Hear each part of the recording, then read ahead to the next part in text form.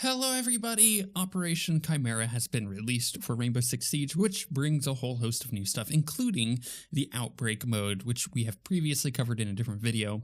If you want to play that, you have like 25 days. You have to the end of the month, which is not a long time, but I do believe that that mode will be coming back in the future just because of how much effort and work they put into it. It's not just kind of like a throwaway mode. It is like a full-on, really cool gameplay mode that would be ridiculous for them not to bring it back. So that said, outside of that, we have two new operators. We have Lion and Finka, and some of the casual maps, or I think one of the casual maps was swapped out. So I think they got rid of University, which was not my favorite map, and swapped it for Yacht, which is great because I've never really played Yacht before. I wasn't playing the game actively when they added that map, so it's like a whole new map for me. It's great. And then on top of that, they have a huge amount of balance changes that they've gone and put through the game. So let's talk about the two main things that is going to interest people, the two new operators. They are both offensive operators, which is the first time they've ever done this. Usually they release one offense operator and one defense operator. This time around, they've released two offensive operators, which is rather interesting because that means the teams are a little unbalanced. And by that, I mean like you have more choices on offense than you do on defense. However, they have said that they are going to release two defense operators later in the year, so it's nice that they're changing it up. We'll see what they end up doing. These are both operators with global effects, and that means they are actually really, really powerful, and one of them is a direct counter to some of the gameplay that we're currently seeing in the quote-unquote meta at the moment within the game, which is a lot of roaming. So you have like Ella, who got totally nerfed. She's not bad, she's just worse than she was before. So she used to be a really huge roamer. So did some other main characters. Obviously, Cav she's a sneaky roamer. That's what she does. But you have like Vigil and some other people who this is their job. They roam, and now they've added someone into the game that actually counters them. And believe it or not, this game does have a lot of counters to specific operators, and I like that. It's part of the strategy of the game at the end of the day, and it's nice that they're adding a counter to the roaming. So Lion is the counter to this. He has this little drone that when he starts the game, it is just flying around. It's doing its little thing. It can't be shot or anything. You could just see it at the top of the map. When it is used, you will get as a defender, you will get a warning that says like, hey, in 3 seconds or 4 seconds or whatever it is, the drone is about to spot anybody that's moving.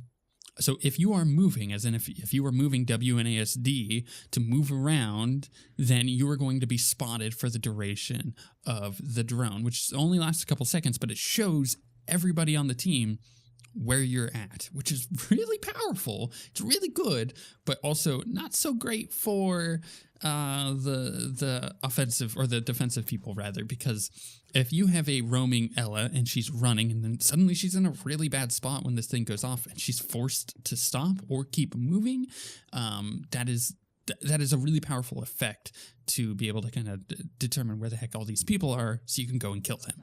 However, if you are not moving, you are not seen.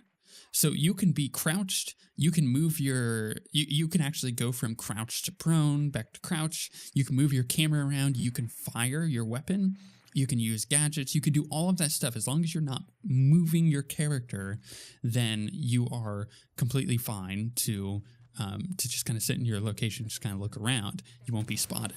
But if you are actively moving when the countdown ends, you will be spotted for the few seconds. It should be said also that Lion has like 3 charges on the thing, but there is a 10-second cooldown on it where he can't use it again until after that is up. So he can't just like spam it out. He can spam it out, but there is going to be gaps where you are able to move in between that, which is kind of cool. I like him a lot. He's got some really cool guns. He's got essentially a drum-fed Vector, which if that doesn't sound scary, then you haven't played the Vector with like Mira, for example, in Siege, because that gun is really good, and this one is just a different version of it. I wouldn't say it's better or worse, it's just different, and I really do like I like the feel of that weapon that he has. He has a couple other weapons that are pretty good, but that one in particular stands out to me. Outside of that, he can be countered in interesting ways, and I like when designers add gameplay like that. So, for example, if you use the drone and suddenly everybody is spotted and they're doing their thing, you know, they're flying, or you see them like running around, and you get an idea of where maybe 2 or 3 of the defenders are with this drone. It's really nice. However, you need to keep in mind that they might be messing with you. So imagine there is a guy and he is hiding in a corner. And then you have his buddy who is in the same room but not hiding in a corner. It's like near, like off on the other side of the room. And they determine that if Lion uses his ability, that one of them is going to start moving around, which means they know where one of them is, but they don't know where the other one is. So they may rush into the room to try to kill the one person they can see, not knowing that it was a trap all along, and the other guy is on the other side of the room, is going to kill them when they come in. So you can actually use it to your advantage, and it doesn't seem like, it's interesting because it doesn't seem like it would be a thing that has a lot of counterplay to it. It spots you, if you're moving, it spots you, but you can use that to your advantage, and I like that a lot. It's a really clever design for a character, and it's just one of those things that if they had just made it so it spots everybody and it doesn't matter if you're moving, then it would be fairly boring. But because it has this like unique mechanic on it, I think it is really, really powerful in interesting ways and can be countered, which is obviously really good. But then you also have Finka, and Finka is another character with a global effect on her. Hers is this essentially health boost. So it boosts your health by a certain amount, which is really, really good. It also decreases the recoil you have when you shoot for the duration of it, which is also really, really good. So it's basically, if you play games like World of Warcraft stuff, it's like Bloodlust, for example, because it affects everybody on your team, right? Reducing the recoil gives them a boost of HP. And if someone is downed, not dead, like they are downed and you can go and get them back up, it will automatically get them back up, which is really, really powerful as well, because that means you don't have to be running around. It's basically like having a Doc.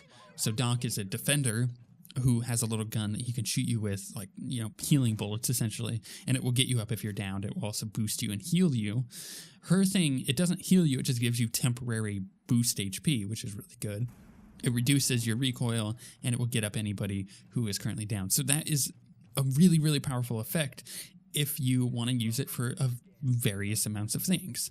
For example, imagine you've set up a breach with the rest of your team, and maybe a couple people are coming in from a different direction. Maybe one guy's coming from the top, another guy is coming in through like a window, and everybody else is coming through a wall or a door. Then right before you start to breach, you can use it, which will give your entire team a boost of HP, which makes them harder to kill. They will be able to kill people easier because their recoil will be less. And then on top of that, if anybody gets downed, you can use it again. There is a cooldown on it, kind of like Lion's Roar. But if you use it again while someone is down, you can get them back up. So this is interesting because I'm excited to see what this will be used for in competitive play. So if you watched the Rainbow Six International, or Invitational rather, you will understand what I'm talking about here, because in like the esports scene, there is no callouts. There is no thing that tells you that you've downed an enemy. It doesn't pop up with like a plus 50 for an injured enemy or whatever. You just assume either they're alive or you killed them. You don't really know if they're kind of crawling away, and you can't really see them doing that. So if in a competitive scene like that, where people are communicating, someone could yell to the Finka like, "Hey, I am down. Get me up." You can use her thing to get that person up before anything happens.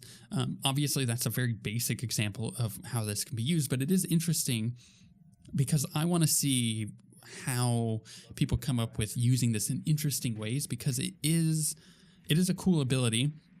It's a very powerful ability, but at the same time, it's one of those things that it seems kind of weak if you don't know when to use it. And again, that's kind of where the counterplay comes in with this. It's really good. The enemy team can't really counter it other than being super defensive and not running out while this thing is up.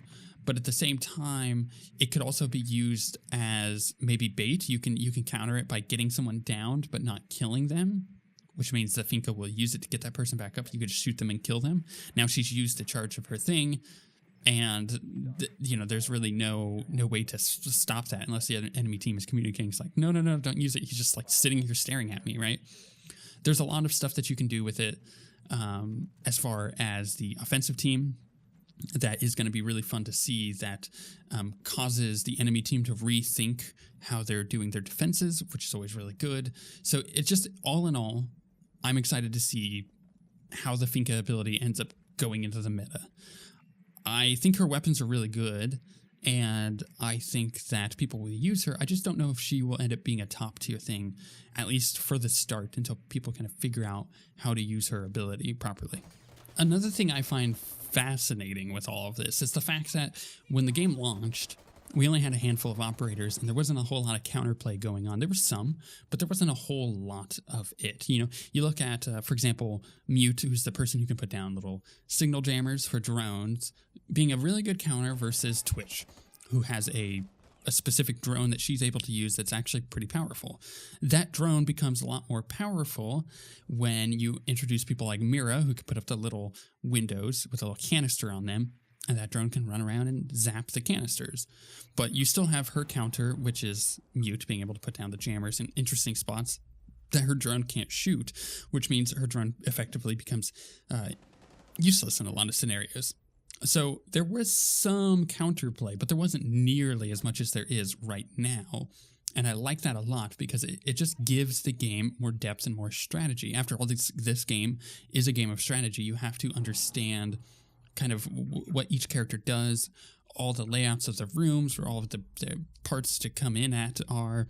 All of this stuff gives you a really good strategic gameplay loop that you're constantly having to reevaluate. Like, one game is not going to be the same as another game, because not only do you have different operators, but you also have different plays that are going to happen, between people coming in the room in certain ways or defending in certain ways. It's just like everything is always going to be different about this game, which is why it is such a fascinating shooter, and which is why when Operation Chimera came out yesterday, the game hit an all-time high of users, which is crazy to think about, because when this game launched, it had kind of a blip on the radar, and then it just kind of like fell off. Nobody really was talking about it, but it was one of those, like, the little engine that could. Now, the longer this game has gone on, the bigger the player base has become, which is awesome.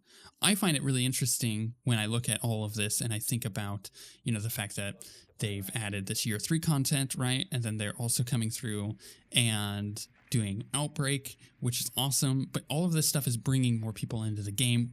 And that's the best thing you could really hope for, is that this game will continue to grow. It was my biggest concern, as I said before, with this game, is that over the course of time, you're going to run into a problem of having the elite players, people who have been playing it for 3 or 4 years, being the only people playing. And if you wanted to jump into this game and try it out, you're going to get stomped. That's not necessarily the case. You have a lot of new people coming in, which is the best thing for this game, is to have enough health that essentially gives you enough players to play with that are new and veteran alike. So you kind of have a lot of stuff going on, which is always a good thing. So I think this game with Operation Chimera is in the best state it has been in. There's obviously some problems here and there that some of the veteran players really want changed, but overall it is in the best place it's been in, and it has the most amount of variety. You're getting the most amount of operators, you're getting gameplay modes like Outbreak, and it's just really cool and really freaking fun to play as a shooter. If you're not playing this game, you really should be playing this game, because it is one of the best, if not the best, multiplayer shooter out there at the moment, even though there are plenty of others. You got Overwatch, you got Counter-Strike, you got games like that are really dominating the player-based market, but this game is just so solid, even with all of its issues.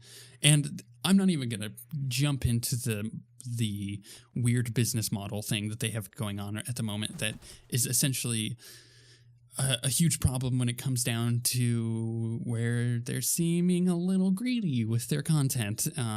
It's kind of a problem, but that's a whole different subject entirely. That stuff can change. At the end of the day, this game is freaking fantastic, and more people should play it. That's just my stance on it, because the gameplay is really good. Also, they've done things that are really nice this patch, such as make it so all of the weapon attachments are automatically unlocked. You don't have to use your renown, which is like the in-game currency, to unlock that stuff. So if you unlock a new character, you don't have to spend another like couple hours getting enough stuff to unlock all their weapon attachments.